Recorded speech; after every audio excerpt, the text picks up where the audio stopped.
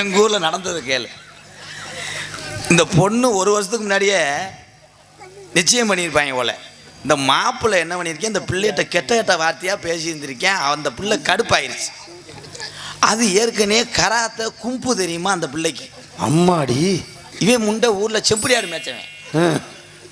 First நைட்டுக்கு வந்தவனே அவ கோமணத்தை கட்டிக்கிட்டு வரைஞ்சி அடிச்சிருக்கா. அடிச்சிருக்கா. இவன் மாப்பிள்ளை கத்திருக்கேன், ஐயோயோ ஐயோயோன்னு. அந்த கதவுக்கு வெளியே 4 திண்ணையில் படுத்துக்கிற இந்த பெரிய ஆளுங்க ஒன்று போய் கதவை உடைச்சிட்டு காப்பாற்றிருக்கணும். அவங்க 4 பேர் பேசியிருக்காங்க. சின்ன சிறுசுக இப்போ தானே புதுசாக புழங்குதுங்க, வாங்கடா நம்ம போய் வயக்காட்டில் போய் படுப்போம்னு போயிட்டாங்க. சரி, விடிய காலம் மாப்பிள்ளை வர்றேன், கண்ணுன்னெலாம் வீங்கி நல்லா ஏத்துன்னு ஏந்திருப்பா போல. இப்படி வர்றான்டா.